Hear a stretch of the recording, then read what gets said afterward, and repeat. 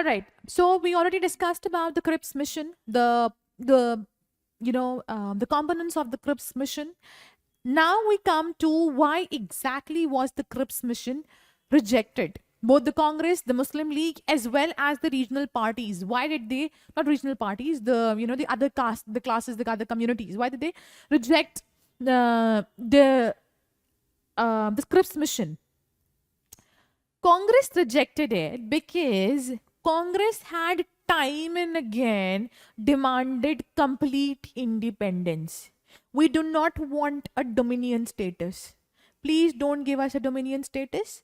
We don't want it. Okay?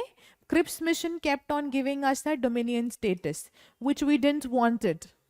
Okay?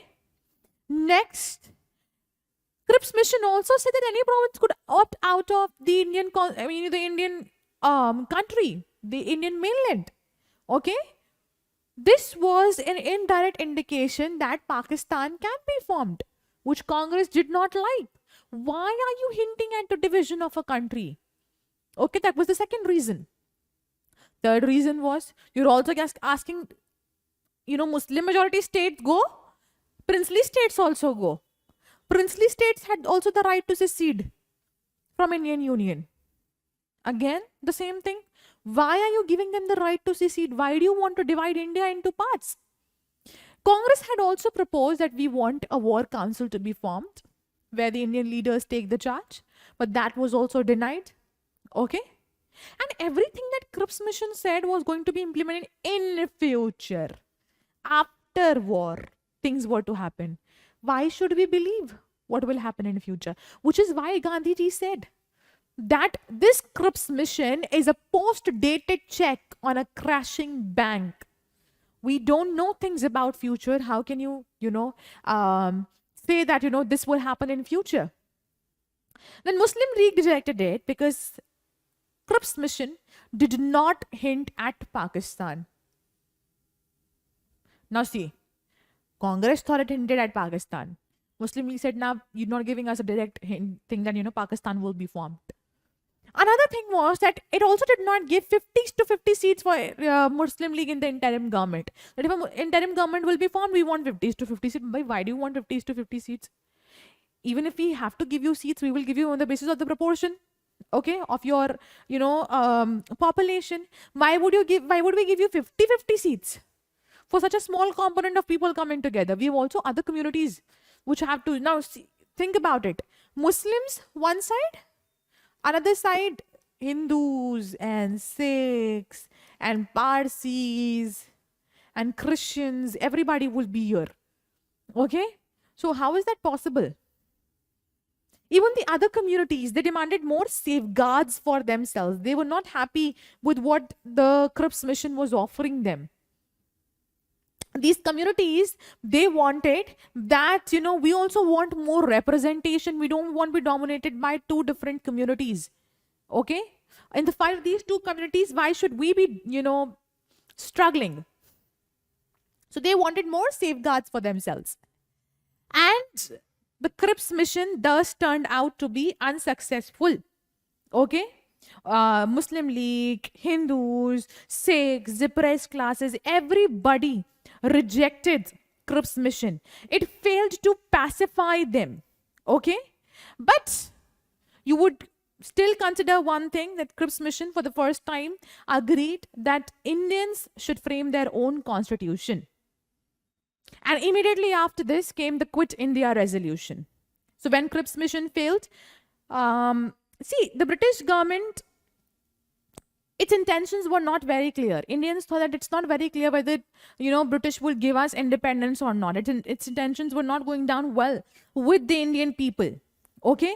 There were a lot of hostilities also around, in the Congress itself towards the British rule. And come to the world scenario. Japan was moving towards the eastern frontiers. Okay?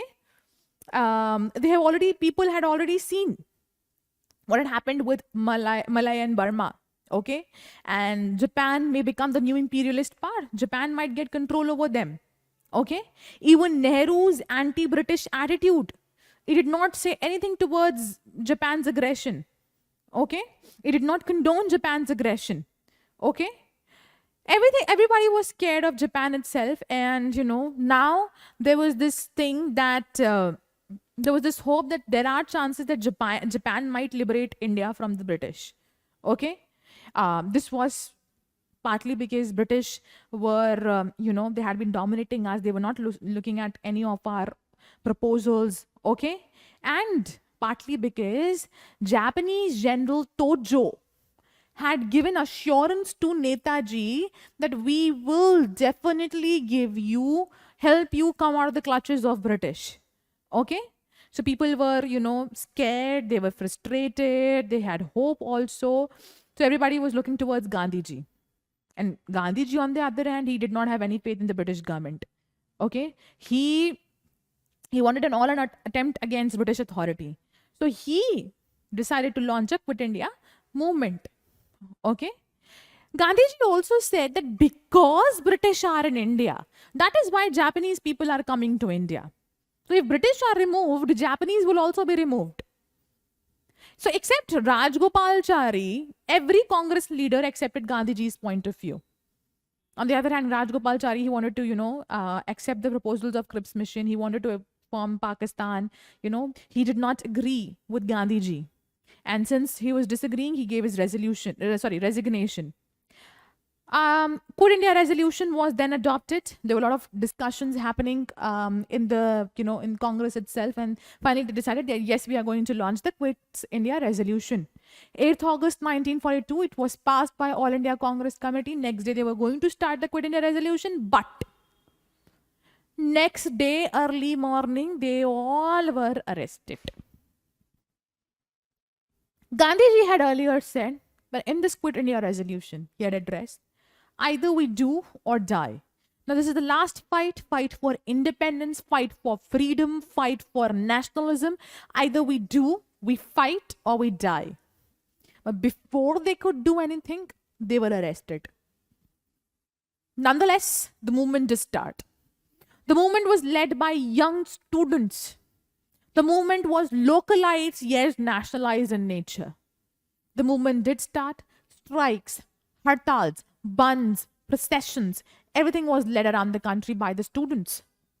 Okay? Before this, Congress was declared illegal. Okay? And when the movements were carried on, the government tried its best to repress the authority.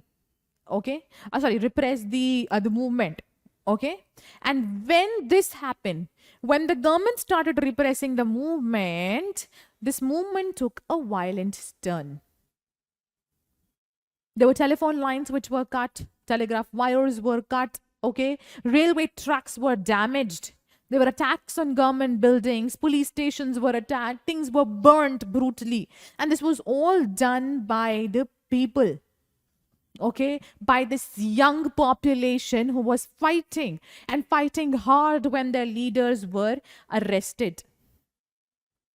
Within no time, the movement, it spread, yet it took violent forms as well. Okay. Even, apart from Congress, there was a Congress Socialist group. They also took a great part in the movement. Jayaprakash Narayan, Aruna Asaf Ali, Ram Manohar Lohiya, they all participated in the Quit India movement. But you will also see that Muslim League condemned the movement. Okay, they did not participate in the movement. Communist Party said that if you fight in the movement, that it would weaken the British government, in its struggle against fascism. And Hindu Mahasabha also did not participate in this struggle. Okay, so the Quit India movement, these parties, they did not involve themselves in the movement. Okay. Slowly and gradually, the movement I already told you, it became violent. Okay. Administration ceased to exist in certain areas. Okay. For example, in Satara of Maharashtra and Tamluk in Bengal, there were parallel governments formed. The British government was replaced over here. Parallel governments were formed. Culture in Orissa, East UP and Bihar, no government was there. The government ceased to exist. It could not control the people. Okay? The Quit India resolution, it saw less response from Punjab, Sindh and Northwestern Frontier province. You will see they are Muslim majority. not even Muslim majority, let's say not Muslim majority, but they were dominated by parts which were not pro-British, but they weren't even absolutely anti-British. Okay? Working class went on strikes. Actually, what happened is that J.P. Narayan and Ramanand Mishra, they were also put in the Hazaribagh jail.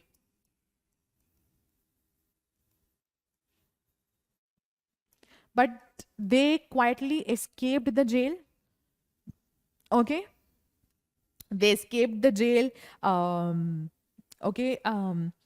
They established the Congress radio with the underground rebels. Okay? And Usha Mehta became the announcer of the radio. These revolutionaries together, they worked towards the Quit India resolution. You will see important storm centers of the movement. They were Bhagalpur, Hazaribagh, Saran in Bihar, Banaras, Balia, Azamgarh, Uttar Pradesh, Tamluk in South Bengal, Balasore, Talcher, Koraput in Odisha, and Nasik and Satara in Maharashtra. The movement is not restricted to north or south or east or west. It is widespread. It is diverse in nature. Okay? It's not just one side which is fighting the war, but every side. Okay? These locations tell you the same thing over here. All right. Now, the movement was held in 3 phases. In the first phase, you will see urban areas, hartals were held, processions were carried on, demonstrations were started, there were strikes in schools and offices. Okay? Working class also went on strikes. Okay? Especially Kanpur, Jamshedpur, Bombay, Ahmedabad. After a certain time, fight dies in all these areas except Ahmedabad, where fight still continued for 3 months. In the second phase of the movement, it was rural in nature. Okay? Here, telegraph and telephone lines were cut. The buildings were attacked. And temporary governments were formed. Okay? I told you a while ago that in Satara and in Tamluk, temporary governments were formed. Okay? Similarly, in these rural areas, also temporary governments were formed. The third phase, urban done, rural done, revolutionary leaders controlled the third phase of the movement. Okay? When Narayan and Mishra escaped the Hazaribagh jail, okay, in Bombay, socialist Aruna Asaf Ali, she carried out underground activities. Okay? And even Subhash Chandra Bose on Berlin radio said that, this movement is like a non-violent guerrilla warfare happening where people are attacking and attacking and attacking, and British is not able to understand where the attack is coming from. That's what guerrilla warfare is. You hide an attack in the forest, in the mountains. And, Indians were attacking, Indians were fighting. And British were not able to understand where the fight was coming from. But the movement failed. Failed because there were a lot of factors which led to the failure of this movement. See, when Gandhiji was arrested, his ideology went with him. And not everyone was a follower of Gandhian ideology strictly, that we should be non-violent. Moreover, the movement was, it was very organized. There was not one single leadership like Congress which was calling the movement. Dr. Rajendra Prasad says that leaders, before they announce that they are going on Quit India, they should have planned carefully. Okay? They should have made extensive preparations. They should have decided their plan of action. Native states, army, police, and high government officials, all of them were faithful to British. So even they did not participate, they rather fought from the side of British. Okay? And even the merchant class who profited from the war, because British were taking help from them, they were profiting from the war. Even they did not participate. We already saw Muslim League, CPI, Hindu Mahasabha, and Rajgopalachari. They had already rejected the movement outright. And even the British government was quite successful in repressing the movement.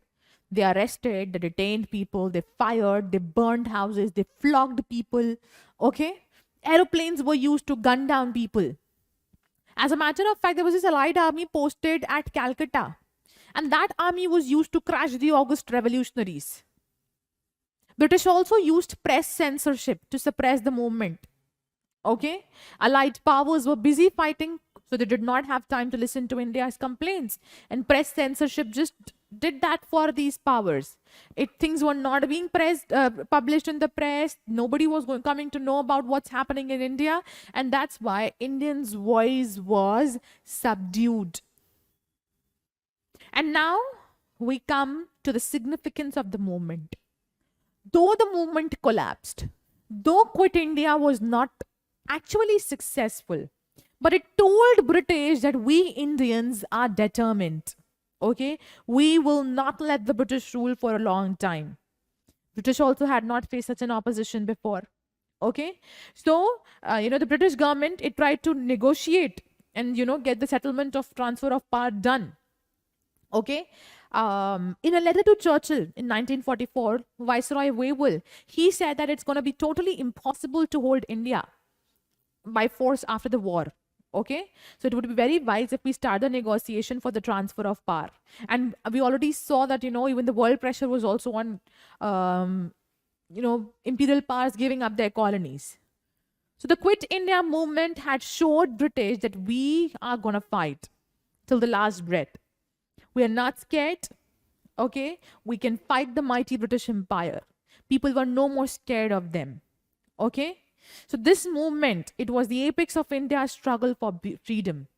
And it created a strong public opinion in foreign countries also. America and China, they were deeply influenced by India's fight for freedom. Okay, American President Roosevelt, he wrote to Chinese Prime Minister that it would be best for these British to grant independence to these people. Coming to Subhash Chandra Bose. Subhash Chandra Bose, quite interesting. You guys have heard a great deal about him also. He was a quite prominent in Congress till the year 1939, after which, he had this tiff with Gandhi and things went haywire. 1902, Subhash Chandra Bose, he passed the ICS, or the Indian Civil Services examination in England. He completed, after he completed his studies, he went to England, he passed the ICS examination, but he resigned. Okay, he passed it at 4th. He became 4th, but he resigned. Okay, he joined Congress under the influence of C.R. Das. Ever since the beginning of Congress, Bose was against the moderates. He also opposed the dominion status that was given to India. And he, of course, had his continuous rift with Mahatma Gandhi. Rift with Mahatma Gandhi, quite prominent over here. You can see it over here. What happened is that 1938 and 1939, 2 sessions of Congress happened. One was at Haripura. Okay. Here, of course, Bose was the leader, and the other was Tripuri. Here also he was the president of Congress.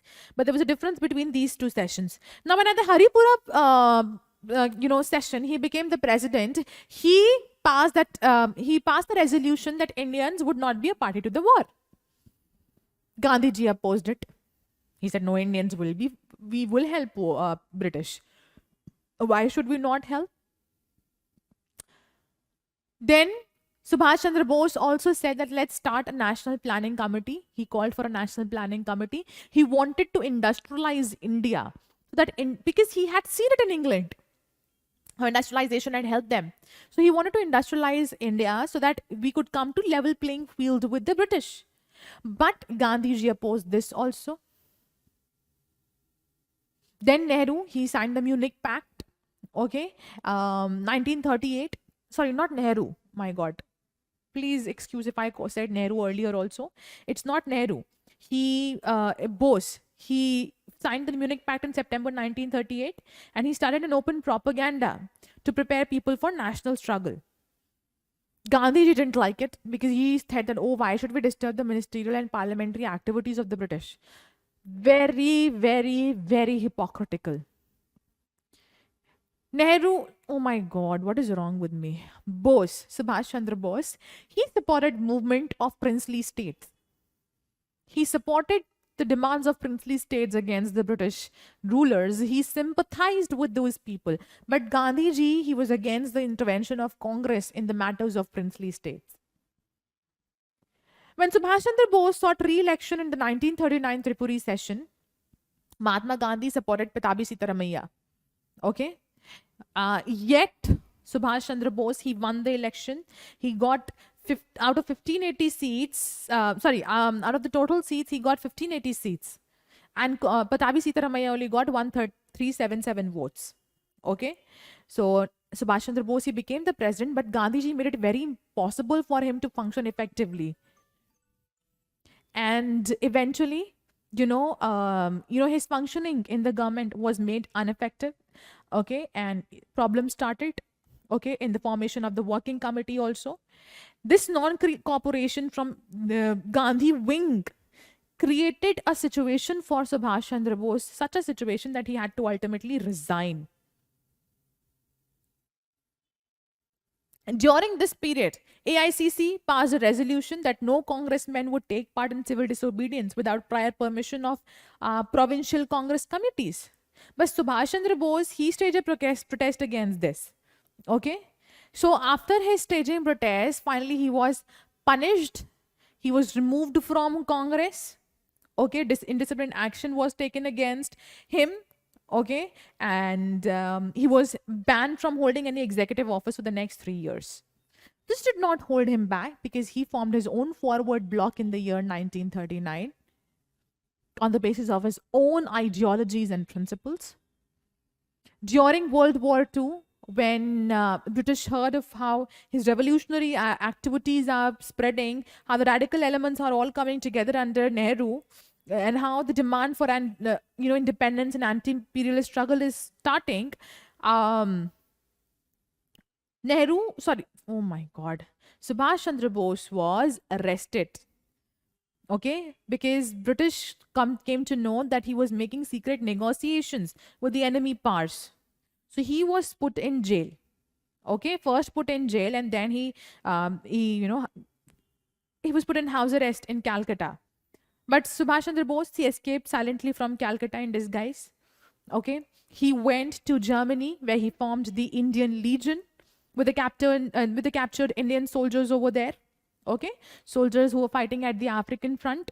There he found the Free India Radio Center, from where he kept on addressing the Indian population. Okay, there was an Indian patriot named Nambiar. He conducted this radio station.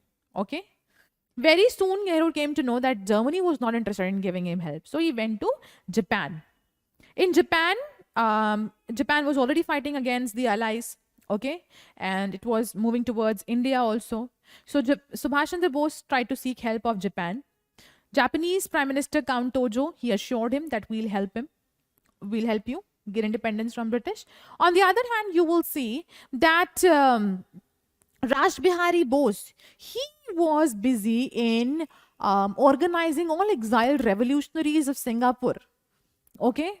He was organizing an army of them. Under Captain Mohan Singh, he organized the defense movement against British. Indian prisoners of war in Singapore, they were handed to Mohan Singh. But after Singapore also fell, another 45,000 soldiers were given to Mohan Singh. In 1944, these Mohan Singh and Raj Bihari Bose decided that Indian National Army would be formed under the command of Indian Independent League. But they also, before this, had said that we would only take action once the Congress calls for it. Okay? But right now, it was formed. Okay? In the Bangkok Conference of 1942, formal formation of INA was laid down. Okay? We were no more waiting for Congress to call upon us.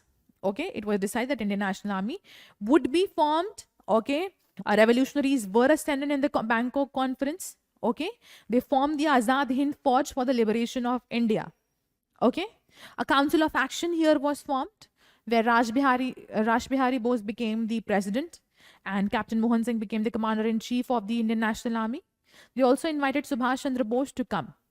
Subhash Chandra Bose, he sailed from Germany to Japan in June, okay, and he crossed these seas. He held discussions with Japanese authority who promised him independence. He then moved to Singapore, where Raj Bihari Bose welcomed him. He handed over the charge to Bose, okay, he handed over the charge to Subhash Chandra Bose, And Subhash Chandra Bose, he mobilized 20,000 captured forces under his leadership. He trained them, he talked to them, and he asked them to fight with Japan.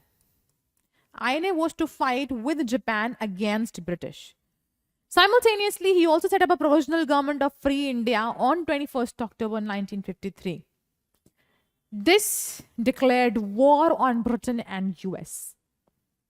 The INA headquarters were at Rangoon in Singapore, and they fought.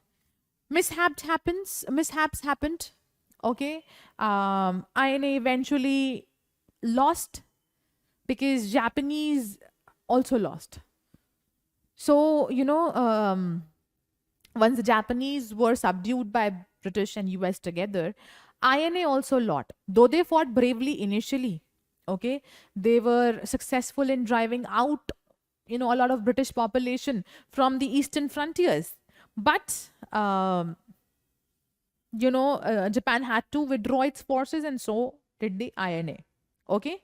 And at the same time, you will see rainy season also started in east. Okay. So there was no scope of counterattack. Okay. Everybody returned, and it is said that while Subhash Chandra Bose was returning, somewhere in between, returning to Tokyo, somewhere in between, he died in an air crash. But people don't believe because we don't have any actual fact to prove it. Okay. But while he was in Southeast Asia and while INA was formed, he gave this historic slogan of Jai Hind and Delhi Chalo. Okay, he also declared, he gave this very popular line, Tum mujhe khoon do, main tumhe azadi dunga. Okay, so he fought, he hosted the tricolor on the Indian soil, but he also lost. He did lose, but this movement had a very significant impact. This movement inspired armed forces in the entire mainland. People were not knowing of the fight of INA and Subhash Chandra Bose. But when they came to know of these national heroes, they started protesting against the trial of these national heroes. Under their, protest, British government said that we will only try those who murdered and killed somebody. But again, the protests were going on. So finally, British were forced to release these prisoners. Okay?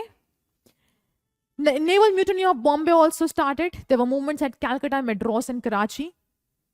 And British felt that it would be impossible to hold India any longer, especially depending on army and police. There were workers who came in support of naval mutiny. Even Communist Party of India called for a general strike. And workers came out of the factories to support Royal Indian Navy movement. They were not working. They were no more, helping the British industries. Clement Attlee, the then British Prime Minister, said that British cannot rule India anymore depending on Indian army and the police. And that is why we need to withdraw. This was the significance of the Indian National Army and its movement. Coming to the next important topic, how did the transfer of power happen? The World War II had worsened the situation for the entire European government, European, powers. British knew we cannot anymore control India. It's so much surprising. We cannot anymore control our colonies. US was pressurizing it to give up on its colonies. So, British had to give up. And even they were now tired of fighting the war again and again. They wanted to go back to their own homeland. Lord Wavell, the then Viceroy, came up with a plan in the year 1945. He released all the Congress Working Committee members from jail and invited all the political leaders in Shimla for the Shimla Conference and formation of Viceroy's new council. He said that in this council, except the position of Governor General and Commander-in-Chief, everybody will be from Indian political parties. Jinnah, he said, I want exclusive rights to dominate all Muslim members from the Muslim League. Jinnah said that every Muslim member, every Muslim seat in the Viceroy's council would be given by me only and would come from Muslim League. So, any Congress Muslim member could not come only. Okay?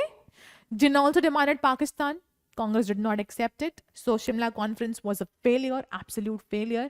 But one thing Lord Wavell definitely made sure was that we will definitely make a constitution making body. And with that idea came the Cabinet Mission Plan. Cabinet Mission Plan. Sir Stafford Cripps, A.V. Alexander, and Patrick Lawrence. Note the name, don't forget. Stafford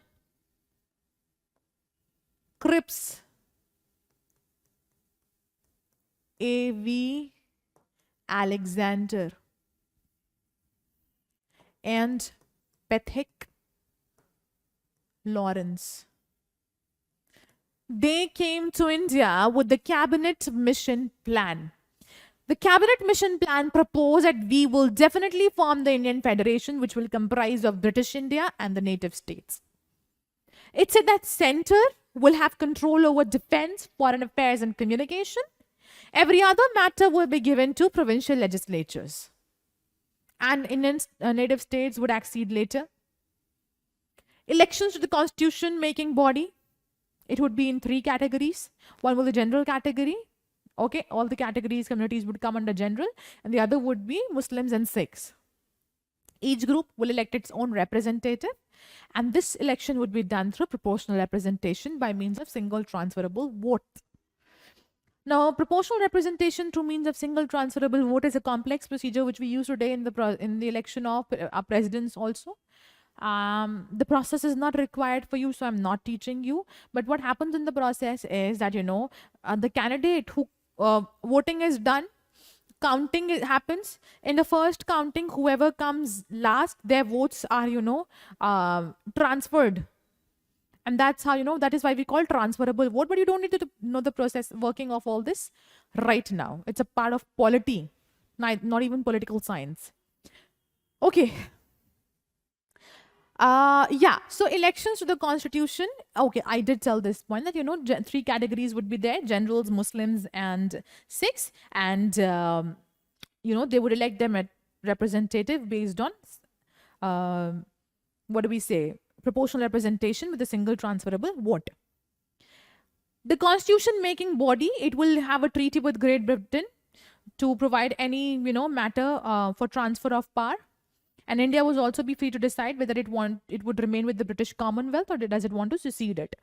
Okay? During the constitution making, the Cabinet Mission also proposed the formation of an interim government. Interim means temporary government at the center. Major political parties will come together and form this government. In the same Cabinet Mission Plan, there was grouping done. Groups A, B, and C were formed. Okay? These were basically provinces which would be created once the power is transferred.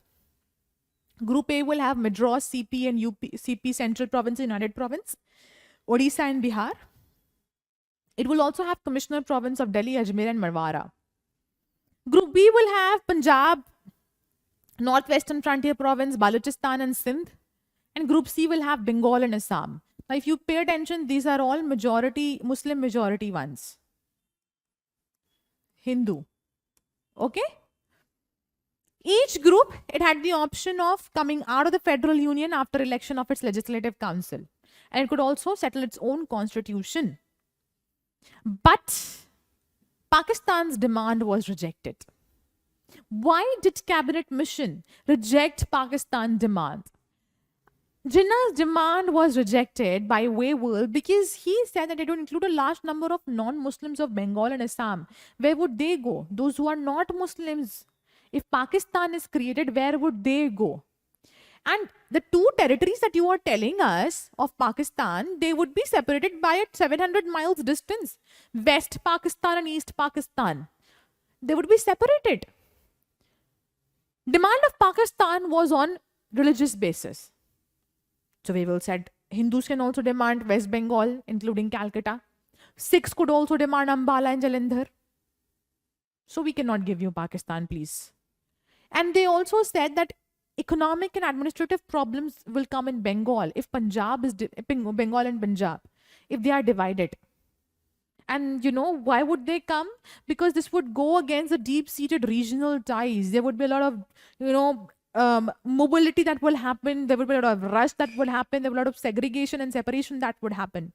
So because of that, he said that, all these problems would arise. So we cannot form a new Pakistan. What was the intention of cabinet mission?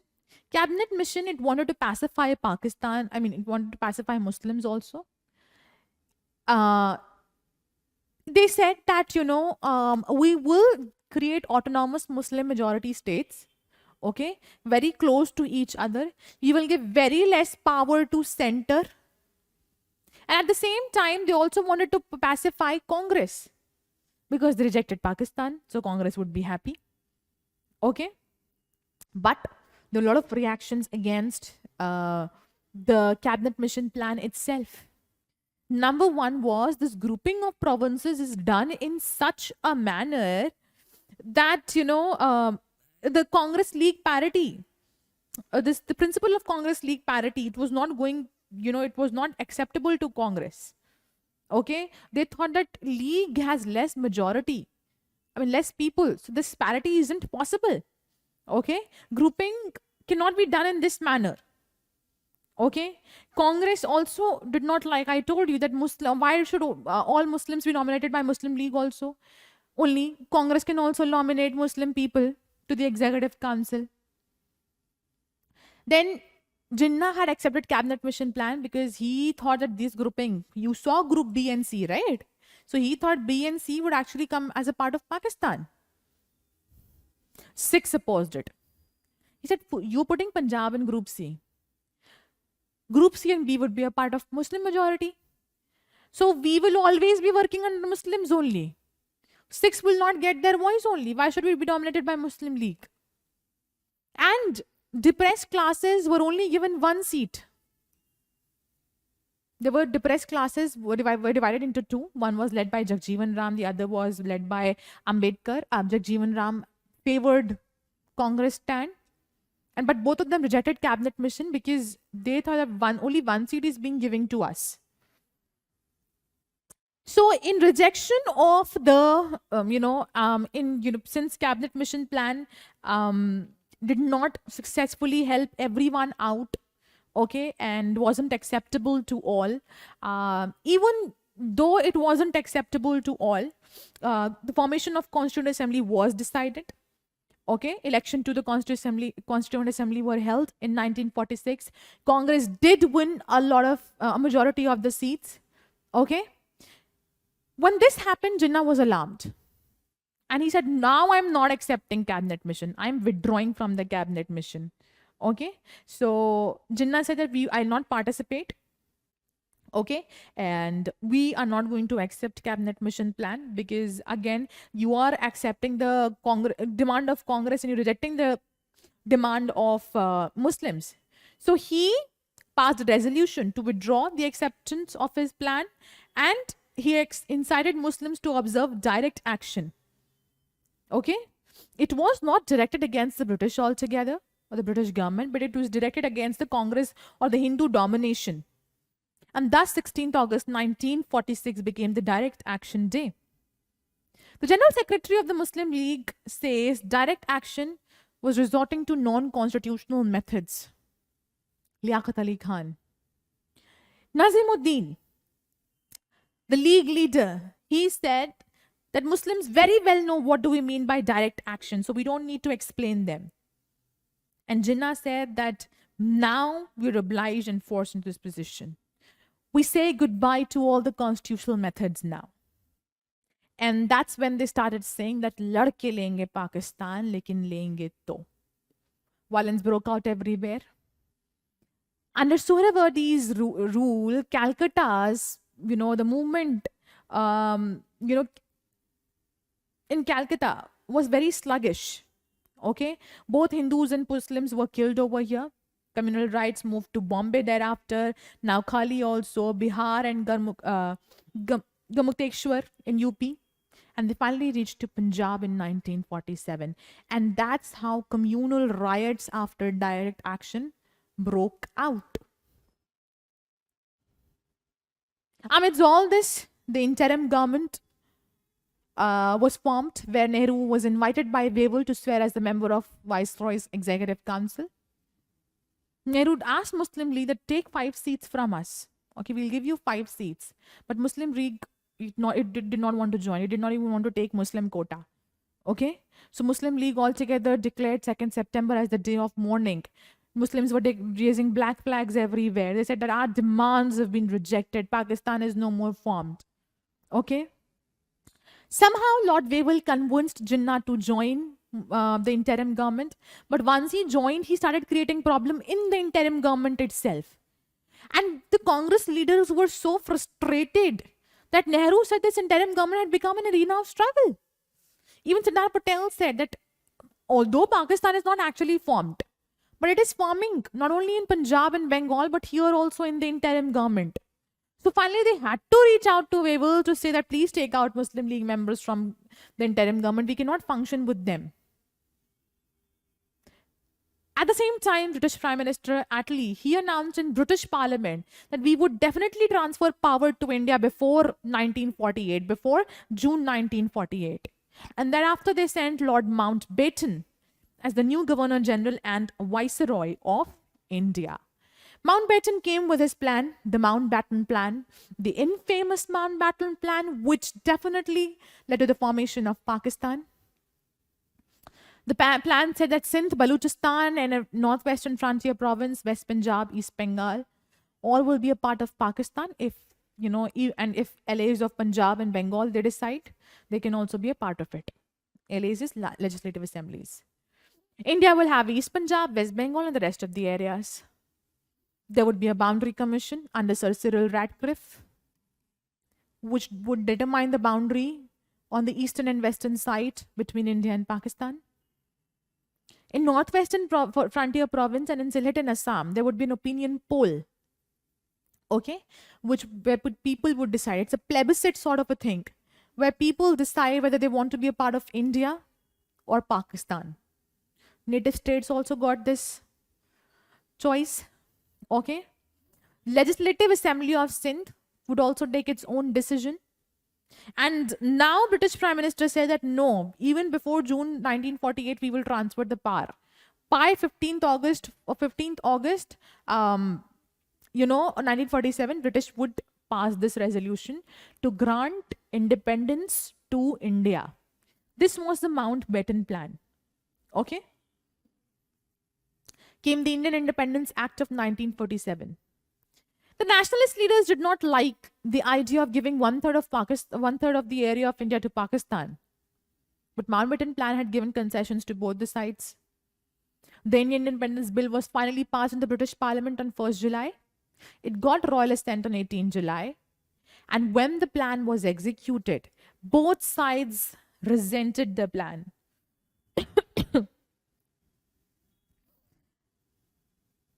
The minority members of Bengal and Punjab, they had met separately and they had taken decision. Okay. They voted for the partition of Bengal and Punjab. Okay. Sylhet went to East Pakistan. Ratcliffe also started making the boundary lines. Okay. Muslims, they resisted the loss of Gurdaspur, Punjab, Murshidabad. Hindus, they resented the loss of Lahore, Khulna, Chittagong Hill tracts. Okay. But the partition was done. The question is, why did Congress accept partition? They did not have any other way out. Okay. People say that Congress wanted the power so early that, you know, they were so blinded by the power that they immediately accepted the Mountbatten Plan and, you know, whether the partition was declared or not. So, but, you know, people say that, you know, this theory may also be wrong. Okay. Because the actual thing is that Congress was never giving the actual representation to Muslim masses. They should have tried to appease the Muslim masses much earlier, not when the situation moved out of hands. Okay? And after direct action, there was no other chance of, you know, unity among these. Even if Pakistan was not created, continuous riots would have been there in India. Okay? So even the League ministers were not cooperating in the interim government. Muslim League's violence was not being controlled. So the only the only way out of this was the transfer of power, the creation of a new Pakistan. Okay? Or you could have had one united India, but the center would have been weak and more power would have been in the hands of smaller states, which wouldn't have been a good thing, because Congress leaders, they said that we don't want balkanization of the country. Okay? So the only option was create Pakistan. On the other hand, British Lord Mountbatten, he is accused of rushing the process. Okay? But there wasn't any rush as per the, actual theories. Okay, two nations were grounded their independence. People say that even the boundary line by the Radcliffe line was not ready, but the partition was done. Okay, areas were not decided, but the partition one, and that actually happened. 1947, people are there in their houses, and that day you're announcing move to Pakistan, move to India. So it wasn't very organized. Okay, it led to a lot of cruelties of partition, complete breakdown of law and order, the exodus of so many people. Okay, but when Lord Mountbatten, he came to power, he said that if British had to avoid a civil war, he had to partition and make an exit. Okay, law and order had broken down many times even before partition. Okay, and there could be a civil war if this keeps on happening. Okay, there are certain historians who think that Mountbatten was left with no other option but to cut and run. Okay, or he could have just been involved in a civil war. So eventually people say that, partition was the only option. And even I say this, that partition was the only option, considering the situation then. Considering the fact that Indians and the Congress and the Muslim League had now divided themselves. Time for reconciliation had gone. So division had to happen. Since we're talking about this chapter, in continuation of this only, I begin the next chapter. The next chapter of the establishment and development of Indian democracy. See, we need to understand over here that after the independence of India and Pakistan, 15th and 14th August respectively, there's a huge refugee problem. Mass exodus of people. People were moving from this side to that side. And amidst all this, there were riots, there were violence, millions of people had crossed boundaries, and a lot of things were happening all together. And amidst all this, bloodshed was prominent. When people were moving, rehabilitation and shelter became a problem. There was the Director General of Rehabilitation, whose position was created, okay, and he was appointed for distribution of lands, providing shelters and jobs for the displaced people. The central government spent approximately 22 millions from 1947 to 1969 to rehabilitate people. Okay, when we come to Punjab, they were rehabilitated in a reasonable span of time. Okay, Punjab government and cooperation with the central government, they had set up some industrial towns like Faridabad, Nilokheri and Kurukshetra. Northwestern frontier province, people of these places, they had settled in refugee camps on Delhi Mathura road. Later on, township was constructed for them also. Sindh problem was comparatively slow. Immediately, Sindh did not face a problem. Okay, but very soon communal troubles did break out. Okay, large number of Hindus, they left Sindh, they came to Bombay by boat, they came here, they traveled through Rajasthan. But since they had their possessions like gold and cash, so even their transition was not very difficult. Okay, East Bengal Hindus were the worst sufferers in this entire situation. Because number one, they had to migrate, they had to leave their entire area, they had to leave a lot of, their properties, their possessions, their relatives, everything. Okay. Nearly 1 million refugees, they had crossed from East Bengal to West Bengal. Okay. It was a massive exodus. And the Muslims were comparatively less. Okay. So many people coming, it's a problem on the resources, the burden on resources of India. Unlike Punjab, here the flow was one way. Majority of Muslims coming, Hindus coming, less of Muslims going. Okay. And the this exodus kept on happening over a long period of time. Okay, so both the sides, India and Pakistan, they decided to, their outlook on Bengal was a little different. Okay, they agreed to execute a total exchange of population in Punjab. But in case of Bengal, these governments, they nurtured the belief that after a certain point of time, these people would come back to their original places, which was absolutely wrong. Once they migrate, they migrate. They are not going to come back. God knows why did they have this belief. But, they migrate once and for all. See, people thought that things with Bengal had happened earlier also. And leaving so huge possessions altogether, people will not do it, so people will come back. So they did not take any immediate action for the situation. But this situation kept worsening. And if you have heard about this Berubari union case, which was finally settled under Narendra Modi with 2015 with Bangladesh government. This is the last transfer of enclaves that happened with East Pakistan and India. Okay, when we saw that our Bengalis, they are not going back, their Bengalis are not going back. So we decided to transfer enclaves. Those enclaves which were in Pakistan, in India, were given to Pakistan, and those enclaves which belonged to Indians in Pakistan, they not given, it was adjusted. Okay, that we can't exchange the region, so you take those enclaves, we take these enclaves. Okay. Resettlement of Muslim refugees had also been a problem because a lot of them had been displaced from their ancestral homes due to communal rights. Okay, but they refused to go to the new state of Pakistan. They didn't want to go to Pakistan. So even their resettlement was a problem. Okay, and Gandhiji tried to solve this problem. Gandhiji went on strike, but he was assassinated. But eventually Nehru, he took charge of the situation, and finally things were sorted. Another important thing for you in this chapter was transfer of assets. Okay, and the transfer of assets, it's majorly number, but you will see that a lot of properties of people were left behind. Okay, so all this thing was calculated, totaled, and put before the arbitral tribunal. Okay, that arbitral tribunal decided that 750 million should be paid by India to Pakistan, but Pakistan refused to pay its part. Okay, and Pakistan is still to clear the debt. At the time of partition, it was decided that India would take the responsibility of paying foreign debts, and Pakistan would pay it in 3 amounts. But Pakistan once again refused to pay its debt, and soon the problem of debt began. And India only paid 20 crores out of the 75 crores because it thought that it held 55 crores back.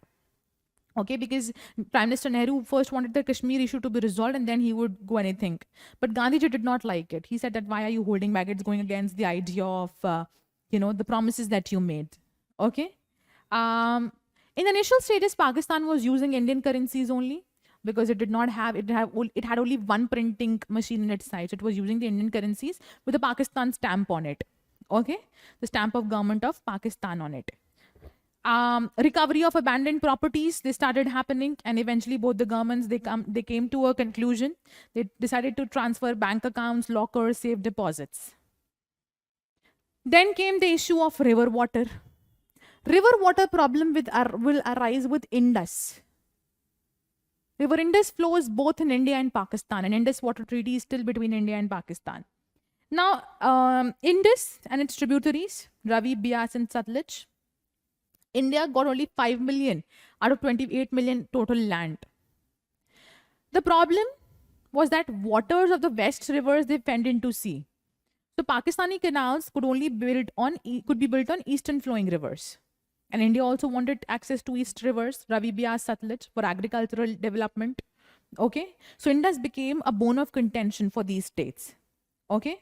As a matter of fact, for any natural calamity like flood or droughts, India was held responsible. It's not giving water. It's releasing a lot of water. This is how Pakistan kept on blaming us.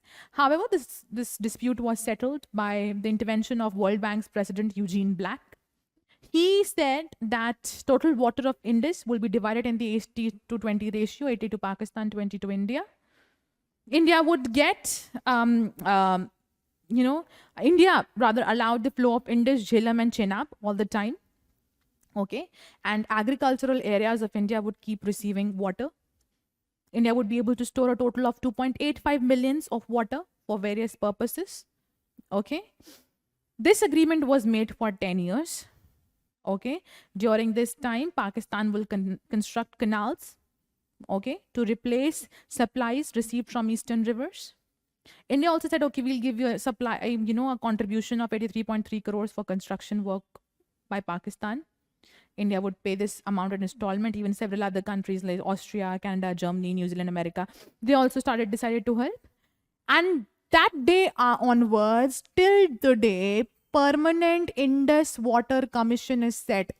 And trust me or not, issue is never ending. Like every other issue between India and Pakistan. So problems arise, commission is called, treaty is set. Okay. People were not happy because India got a very small share of the rivers. Okay. And it was also paying for the construction of canals in Pakistan. But Jawaharlal Nehru did went to Karachi. He signed the treaty. Okay. And that was a memorable day in the history of India. And beyond this, everything is covered in the beginning of your next chapter. Why did I take this topic? Because it was important, to establish the continuation over here. So beyond this, everything else is covered in the next chapter. I hope the chapter was more or less factual in nature, but I hope it made sense. Any questions? Reach out. Thank you.